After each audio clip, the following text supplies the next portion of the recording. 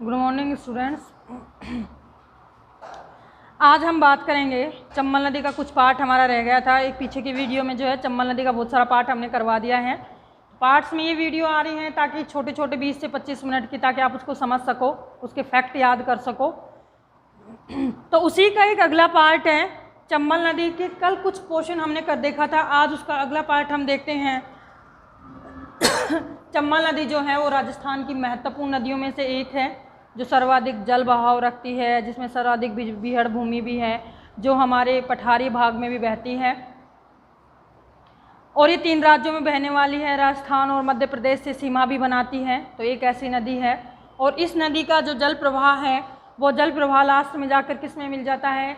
यमुना नदी में मिलती है। और यमुना का पानी कहाँ पे जाता है? बंगाल की खाड़ी में। तो आपको ध्यान रखना है कि बंगाल की खाड़ी में गिरने वाली नदी है चंबल नदी। एक ये भी ध्यान आपको रखना है कि चंबल नदी की जो सहायक नदियां हैं वो भी बंगाल की खाड़ी में गिरेंगी। तो मैंने अरब सागर वाली नदियां आपको लिखवा दी थी, 4 महत्वपूर्ण नदियां थी, उसकी सहायक नदियां मैंने बता दी आपको पिछले वीडियो में। आज जो मैं बता रही हूँ वो बता रही हूँ चंबल नदी और उसकी सहायक नदियाँ। तो चंबल और उसकी सहायक नदियाँ ही जाएंगी सारी की सारी बंगाल की खाड़ी में। उसके बाद तो जो हमारा उत्तरी राजस्थान है या उत्तरी पश्चिमी राजस्थान है, उसमें सारी ही जो नदियाँ होती हैं वो नदियाँ अंतः प्रवाह की नदियाँ हैं। तो हमने 3 ही पार्ट में नदियों का डिवाइडेशन किया था कि 3 भाग में अलग अलग रखे कि कौन सी जो है अरब सागर में गिरती हैं, कौन सी बंगाल की खाड़ी में गिरती हैं, और उसके बाद कौन सी ऐसी नदियां हैं जो कि अंतः प्रवाह की यानी थोड़ी देर चलती हैं, उसके बाद वो क्या होती हैं? स्वतः ही लुप्त हो जाती हैं। तो ये हमारा सेकंड पार्ट चल रहा था, बंगाल की खाड़ी में गिरने वाली नदियाँ। और बंगाल की खाड़ी में गिरने वाली नदियाँ जो हैं वो महत्वपूर्ण नदी चंबल नदी हैं, और चंबल की सहायक नदियाँ हैं जो कि बंगाल की खाड़ी में गिरती हैं। तो चंबल नदी के आगे हम देखते हैं, एक तो है कि अवनालिका अपर्दन जो है वो सर्वाधिक चंबल नदी से ही होता है।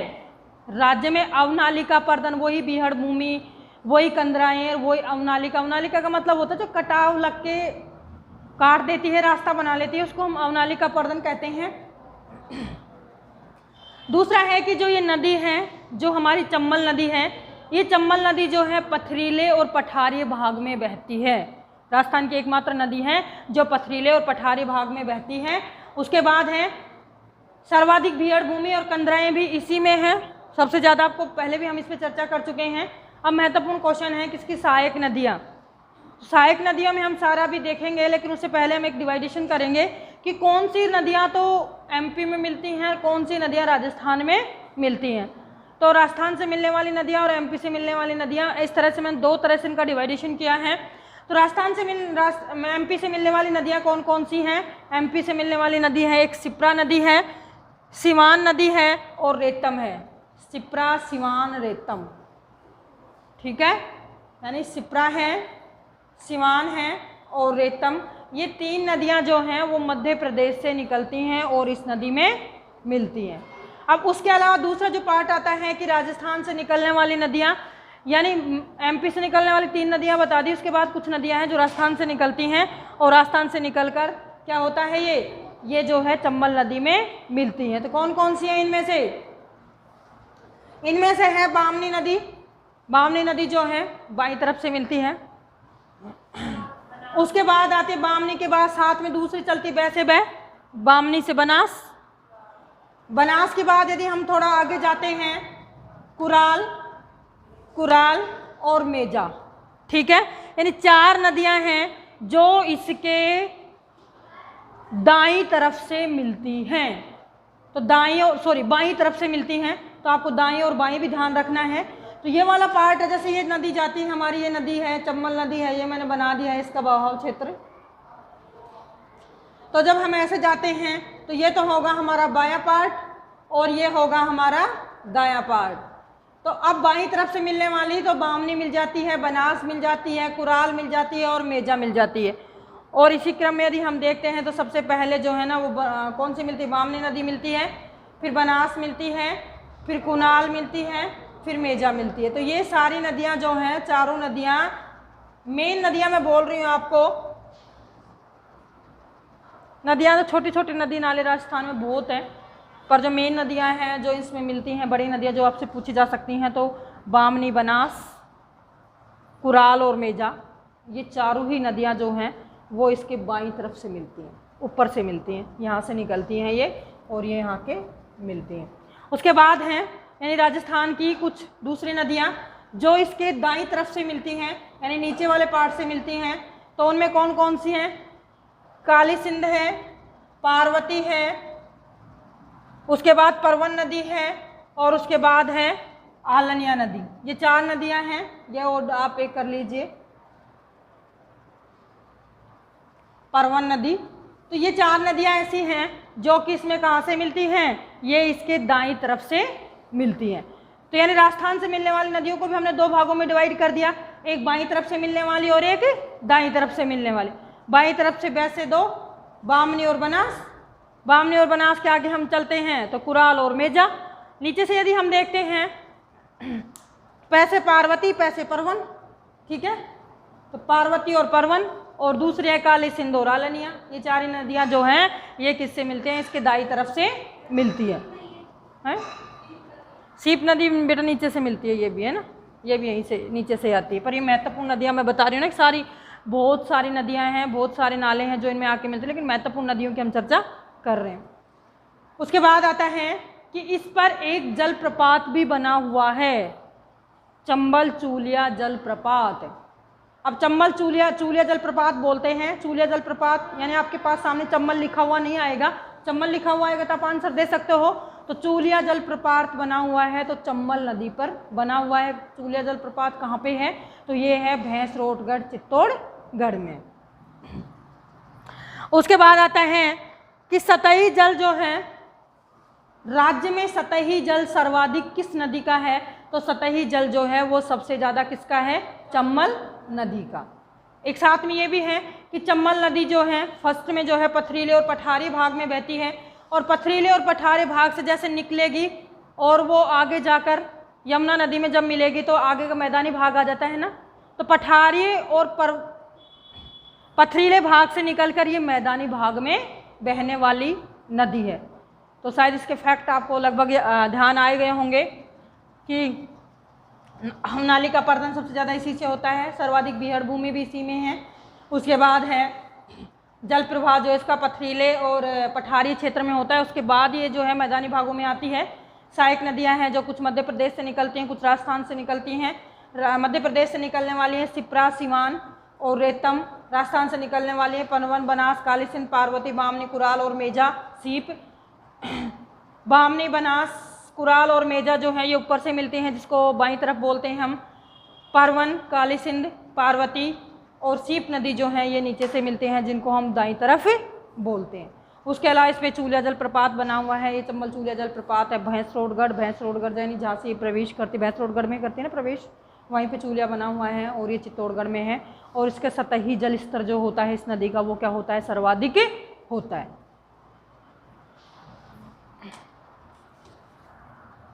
यही बन पाएगी मुश्किल शब्द।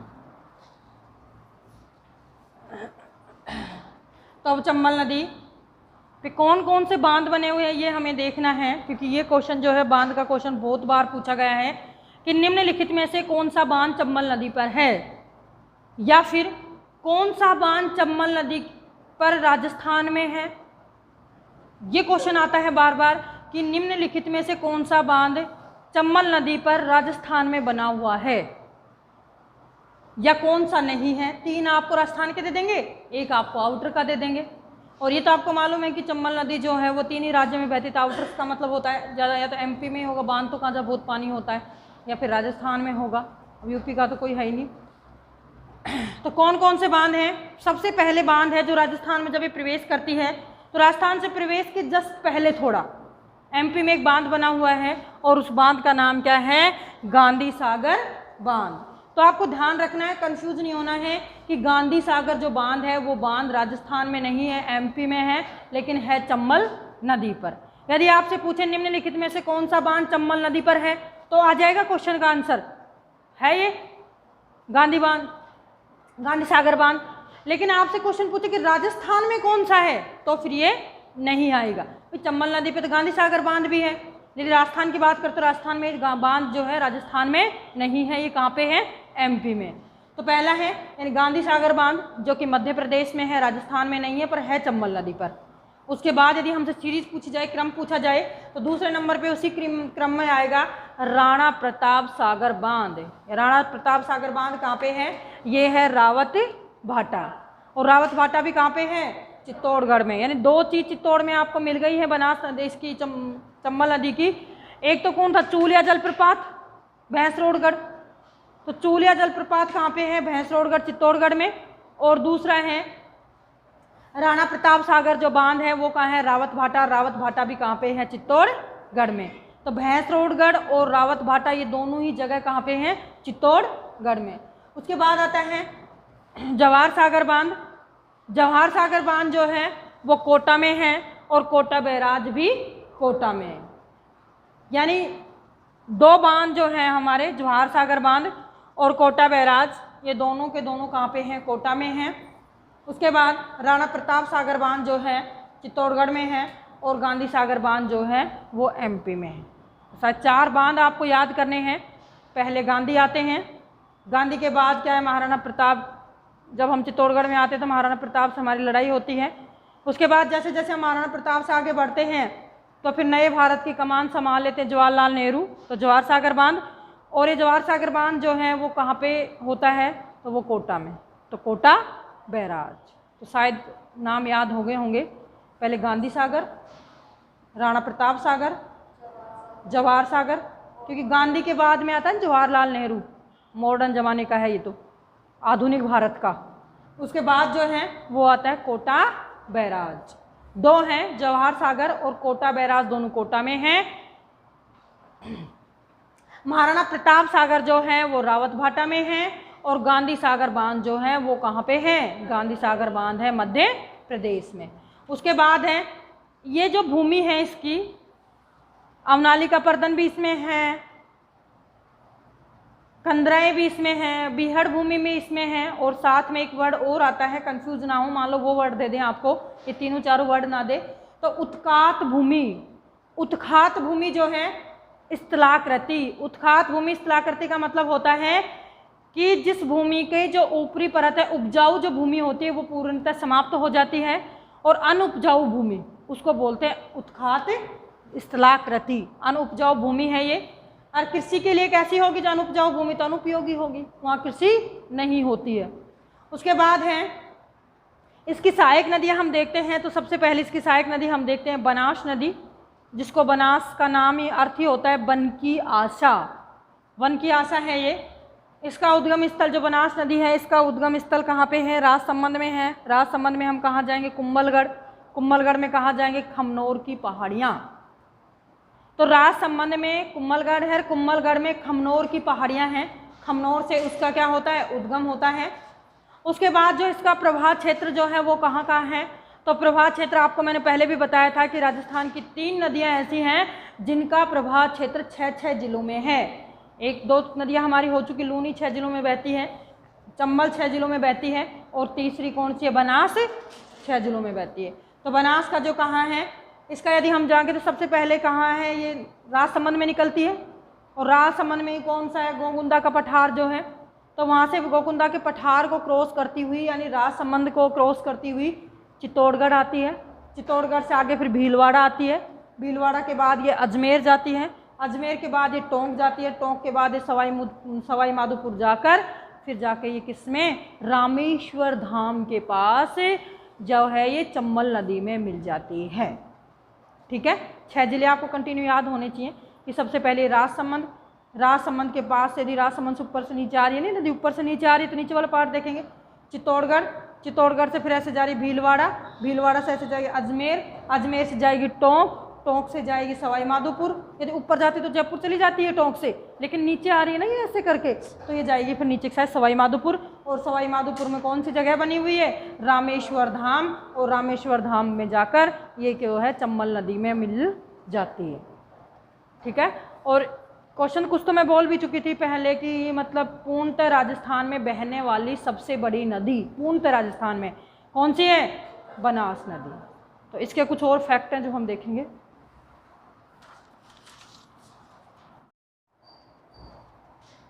अब हम देखते हैं बनास नदी का आगे कि पूर्णतः राजस्थान में बहने वाली सबसे बड़ी नदी है ये, और राजस्थान की जो सभी नदियां हैं जो राजस्थान में पूर्णतः बहती हैं उनमें से सबसे ज़्यादा जल की जो गहराई है वो भी बनास नदी में ही है। उसके बाद आते हैं कि इसकी कुल लंबाई कितनी है, क्योंकि जब हमने चंबल नदी देखी थी चंबल नदी 1000 के आसपास थी पूरी कुल लंबाई, लेकिन राजस्थान में 322 किलोमीटर थी। और यदि इसकी बात करें तो ये कहाँ कितनी है, 512 किलोमीटर।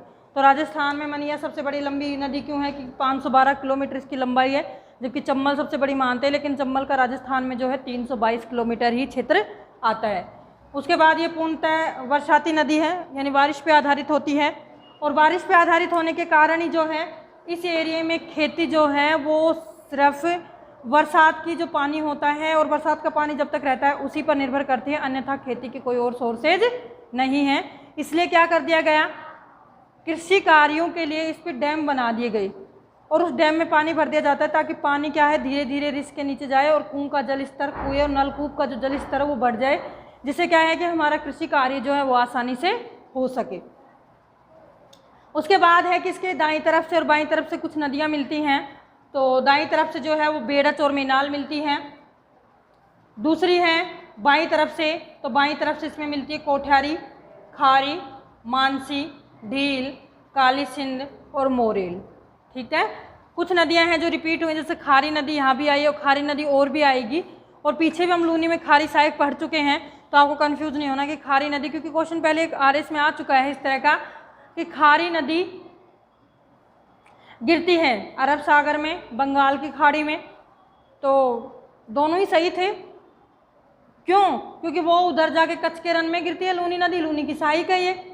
इधर ये भी सही है क्योंकि ये बनास नदी है और बनास की सहायक है, बनास यमुना में जाती है, यमुना का पानी बंगाल खाड़ी में जाता है।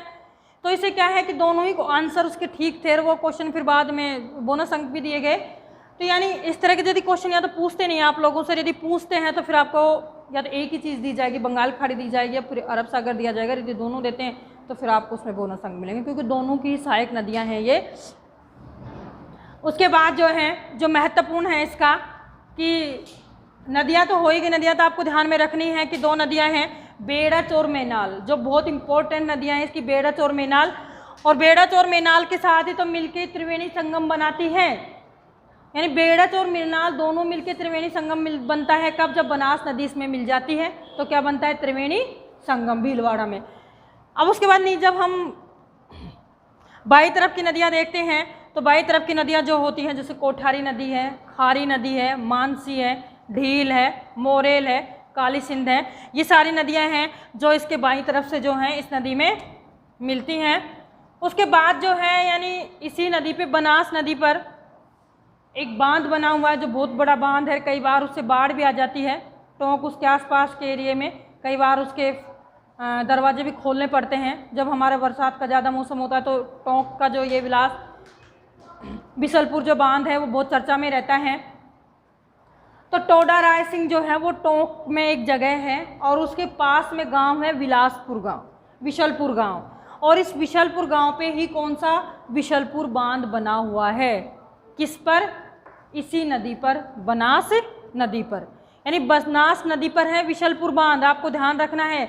और इस विशलपुर परियोजना से ही जयपुर तक पीने के पानी की सप्लाई होती है। यदि आपसे क्वेश्चन पूछे क्यों, क्योंकि अब टोंक में जो विशलपुर बांध है यहाँ से जो है वो पाइप बिछा दिए गए हैं और इसका पानी जो है अब जयपुर में सप्लाई होता है पेयजल के रूप में। ठीक है, तो पेयजल की पूर्ति जो है जयपुर तक किससे होती है, और ये कहाँ पे है, विशलपुर में है और विशलपुर बांध के नाम से जाना जाता है, और ये टोडा राय सिंह टोंक में ये अवस्थित है। उसके बाद है कि इसी नदी पे एक त्रिवेणी संगम भी बनता है। ये त्रिवेणी संगम कहाँ पे है, भीलवाड़ा में है, और ये दोनों जो दाई नदियाँ हैं बेड़च और मेनाल दोनों जहाँ पे मिलती हैं, क्योंकि बनास में जैसे ये दोनों मिलती हैं तो क्या बनता है, त्रिवेणी संगम। उसके बाद है कि इसी पर यानी मेनाल एक प्रपात बना हुआ है, मेनाल जो इसकी सहायक नदी है, इसी पर मेनाल जलप्रपात है मेनाल नदी पर, और ये भी कहाँ पे है, भीलवाड़ा में है। ठीक है, मेनाल जलप्रपात मेनाल नदी पे है और मेनाल जो है वो बनास की सहायक नदी है। उसके बाद है बेड़च नदी। बेड़च जो है वो बनास की सहायक नदी है, ये हम चर्चा कर चुके हैं पहले। लेकिन इम्पोर्टेंट नदी है तो इसके उद्गम स्थल ये हम देख लेते हैं थोड़ा थोड़ा इसका। तो बेड़च नदी जो हम है राजस्थान की, बनास की जो सहायक नदी है जो उसके दाईं तरफ से मिलती है, ये बेड़च नदी गोगुंदा की पहाड़ियों से निकलती है। ठीक है, गोगुंदा की पहाड़ियाँ कहाँ पे हैं? उदयपुर और राजसमंद दोनों में फैली हुई है, लेकिन ये उदयपुर वाला जो पार्ट है उससे ये निकलती है। तो ये कहाँ, उदयपुर में जब निकलती है गोगुंदा की पहाड़ियाँ से, उसके बाद ये चित्तौड़गढ़ में चली जाती है और चित्तौड़गढ़ से फिर ये भीलवाड़ा में चली जाती है और भीलवाड़ा में जाके और फिर ये क्या होती है, इसमें बनास नदी में मिलती है। ये जो निकलती है बेड़च नदी, जब ये गोगुंदा की पहाड़ियों से निकलती है तो इसका नाम क्या होता है? आयड़ नदी होता है। ठीक है, गोगुंदा के जब पहाड़ से निकलती तो आयड़ नदी के नाम से जानते हैं। और जब वहाँ से निकल कर ये आगे जाती है उदय सागर झील जो हमारी है उसमें गिरती है, और उस उदय सागर झील में गिरने के बाद जो है ये क्या, किस नाम से जानी जाती है? बेड़च नदी के नाम से। यानी इसके दो नाम हैं, जैसे हमने लूनी नदी का साबरमती बताया था और उसके बाद वो लूनी हो जाती है या नहीं है? जब साबरमती सरस्वती से मिलती है तो लूनी बनती है, नहीं बनती? उसी तरह से ये नदी भी पहले आयड़ होती है, उदय सागर झील के निकलने के बाद क्या हो जाती है? बेड़च नदी में परिवर्तित हो जाती है। उसके बाद जो है गोसुंडा बांध जो है इसी बेड़च नदी पर बना हुआ है, ध्यान रखना है आपको। गोसुंडा बांध किस नदी पे बना हुआ है? बेड़च नदी पे बना हुआ है। उसके बाद जो है हमारी प्राचीन एक सभ्यता थी आहड़ सभ्यता, वो आहड़ सभ्यता भी जो है बेड़च नदी के किनारे फली फूली हुई है, यानी वहीं पे इसका विकास हुआ था। उसके बाद जो आता है यानी आहड़ सभ्यता, जो यदि आपसे पूछा जाए तो आहड़ सभ्यता जो है उदयपुर में है, और उदयपुर में है तो किस नदी के किनारे है? तो बेड़च नदी के किनारे। बहुत बार क्वेश्चन पूछा गया, इंपॉर्टेंट क्वेश्चन है। उसके बाद है चित्तौड़गढ़ का जो दुर्ग बना हुआ है, उस चित्तौड़गढ़ का दुर्ग जिस पहाड़ी पे बना हुआ है उस पहाड़ी के पास से ही जो है ये बेड़च नदी निकलती है। ठीक है, तो बेड़च नदी के विषय में हमें 3-4 फैक्ट मालूम हुए हैं। एक तो गोसुंडा बांध, जो शायद बहुत लोगों को, कम लोगों को मालूम होगा गोसुंडा बांध, क्योंकि हम इंपॉर्टेंट बांध ही सुनते हैं हमेशा। तो गोसुंडा बांध जो है वो इस पे बना हुआ, आहड़ सभ्यता है वो बेड़च नदी के किनारे है। उसके बाद चित्तौड़गढ़ का दुर्ग जो पहाड़ी है उसके पास से निकलती है ये नदी। फर्स्ट में आयड़ नदी के नाम से जानी जाती है, उसके बाद उदय सागर से पानी के बाद ये बेड़च नदी के नाम से जो है वो जानी जाती है। और यदि बेड़च, मेनाल और बनास नदी जब मिलती हैं तो क्या बनाती हैं? त्रिवेणी संगम। और ये कहाँ पे त्रिवेणी संगम? भीलवाड़ा में। और राजस्थान में 2 ही त्रिवेणी संगम आपको दिख रहे हैं। अभी तक तो हमने 2 ही का अध्ययन किया है। पहला जो हमारा त्रिवेणी संगम था वेणेश्वर धाम में, और दूसरा त्रिवेणी संगम है वो भीलवाड़ा में। ठीक है, तो कोई भी आपसे त्रिवेणी संगम पूछे कि कौन सा त्रिवेणी संगम का पार्ट नहीं, तो आपको नदियाँ देखनी है कि भाई बेड़च, मेनाल और बनास है या फिर सोम माही जाखम है, तो उसको आपको मैच करना है त्रिवेणी संगम में। वैसे दोनों ही क्या है? त्रिवेणी संगम का ही पार्ट है। अब हम अगली देखते हैं। अगली है गंभीरी नदी, मैनाल नदी और कोठारी नदी। ठीक है, ये तीनों ही क्या हैं? तीनों जो हैं वो प्रत्यक्ष या अप्रत्यक्ष रूप से बनास की सहायक नदियां हैं। प्रत्यक्ष रूप से या डायरेक्ट मिलती हैं, या फिर ये डायरेक्ट नहीं मिलती तो किसी उसकी सहायक नदी की सहायक नदी है। ठीक है, तो प्रत्यक्ष अप्रत्यक्ष रूप से ये तीनों ही नदियां जो हैं वो बनास की सहायक नदी है। तो सबसे पहले हम गंभीरी देखते हैं। गंभीरी नदी जो है वो बेड़च की सहायक नदी है। ठीक है, और बेड़च किसकी है? बनास की। तो बेड़च जो नदी है वो बनास की है, और बेड़च की जो सहायक नदी कौन सी है? गंभीरी नदी। कहाँ पे है? ये चित्तौड़गढ़ में है। उसके बाद जो है चित्तौड़गढ़ में, राजस्थान में जो है एक ही जगह बहती है, एक ही ज़िले में। ये चित्तौड़गढ़ का मतलब क्या है इसका कि मात्र एक ही मात्र ज़िले में बहती है, चित्तौड़गढ़ में। और ये आती कहाँ से है? इसका उद्गम स्थल है एमपी। ठीक है, यानी उद्गम स्थल जो है इसका वो है एमपी। एमपी में जावेद की पहाड़ियाँ हैं, वहाँ से ये निकलती है। गंभीरी नदी बेड़च की सहायक है, चित्तौड़गढ़ में ही बहती है, एमपी से निकलती है। एमपी में है जावेद की पहाड़ियाँ, और जावेद की पहाड़ियों से निकलकर राजस्थान के चित्तौड़गढ़ ज़िले में ये प्रवेश करती है। बस इतना ही इसका था। दूसरा है खारी नदी। ये खारी नदी भी जो है ये क्या है? बनास की सहायक है पहली तो। दूसरी कहाँ से है? बिजराल गांव की पहाड़ियों से, राजसमंद से निकलती है ये। तीसरा इसका बहाव क्षेत्र जो है 4 जिलों में है। खारी नदी का बहाव क्षेत्र यानी बड़ी भी है, कहा खारी नदी छोटी मोटी मत समझना, क्योंकि 3 है तो 3 के साथ इनका बहाव क्षेत्र भी, इस 4 जिले इसके हैं। फिर 2 जिलों में वहाँ बहती है, अभी और भी है आगे एक। ठीक है, करौली सवाई माधोपुर में हो रहा है ये भी खारी नदी।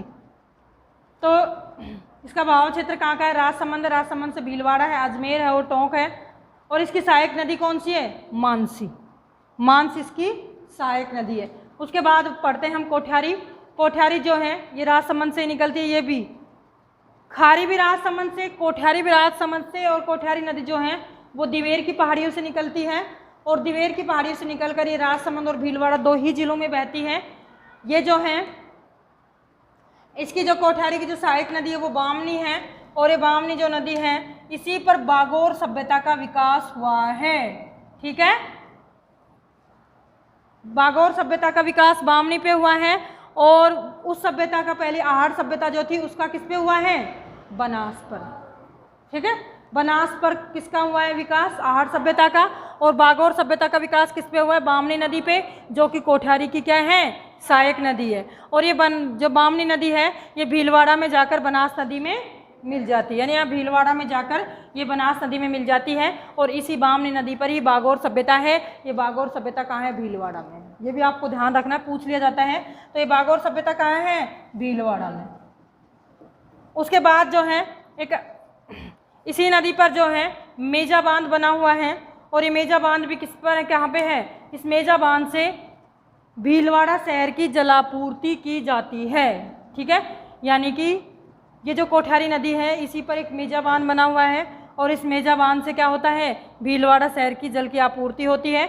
उसके बाद अगली जो नदी है वो मैनाल नदी है, और मैनाल नदी जो है वो जयपुर में जो बस्सी जगह है, जयपुर के पास में बस्सी, वहाँ पर चैनपुरा की पहाड़ियाँ हैं, वहाँ से ये निकलती है, जयपुर से निकलती है। जयपुर के बाद ये दौसा जाती है, दौसा के बाद करौली साइड से जाती है, और फिर सवाई माधोपुर जाती है, और सवाई माधोपुर में जाकर ये बनास में मिल जाती है मैनाल, और इसी पर मैनाल बांध भी बना हुआ है सवाई माधोपुर में। ठीक है, सवाई माधोपुर में मिलती है, सवाई माधोपुर में मैनाल जलप्रपात मैनाल बांध बना हुआ है। उसके बाद एक छोटी सी नदी और आती है, मानसी नदी। ये मानसी नदी जो है ये बनास की सहायक नदी है, और ये जो है अजमेर किशनगढ़ के पास में है, सिरोल की पहाड़ियाँ वहाँ से निकलती है। और इस मानसी की सहायक नदी बांडी नदी है, सहायक नदी जो है बांडी नदी, ये बांडी नदी भी जयपुर से निकलती है। ठीक है, तो ये नदियों का हमारा एक छोटा सा व्यू था। उसके बाद अभी हमारी अंतः प्रवाह की नदियाँ रह गई हैं, पूर्णतः ही रह गई हैं वो तो उसके बाद हम अंतः प्रवाह की नदी, फिर हमें ऐसी कुछ नदियाँ देखेंगे जो हमारी इंपॉर्टेंट नदियाँ हैं, उनकी वो सहायक नदियाँ नहीं हैं, उनका खुद का कोई पर्सनल व्यक्तित्व है, वो बाहर जाके किसी और नदी में जैसे यमुना में डायरेक्ट मिलती हैं, तो फिर उनको भी हम देखेंगे। यानी 1 2 4 नदियाँ और हैं, और उसके बाद हम अंतः प्रवाह की नदियाँ। तो शायद से मुझे लगता है कि इसके बाद तो आपका क्वेश्चन नहीं जाएगा, लेकिन आपको बांध, जलप्रपात, सहायक नदियाँ, शहर, ये सारी चीज़ें जो मैंने आपको बताई हैं ये आपको अच्छे से याद करनी है, आपको रटनी है, जब भी आप जो है नदियों का क्वेश्चन ठीक कर पाओगे। आप ये मत सोचना, क्योंकि कई बार सतही क्वेश्चन आ जाता है, बनास नदी आ जाता है, विशलपुर बांध आ गया, आपने टिक कर दिया खट, लेकिन उसमें कई बार सहायक नदी पूछ लेते हैं, वो कितने जिलों में प्रभावित हो रही है वो पूछ लेते हैं। तो ये चीज़ें भी तो आपको इम्पोर्टेंस है इन क्वेश्चनों का भी। तो प्रत्येक क्वेश्चन का जो है अपने आप में इम्पोर्टेंस होता है, क्वेश्चन को ध्यान में रखते हुए आपको अपनी प्रिपरेशन करनी है। Thank you.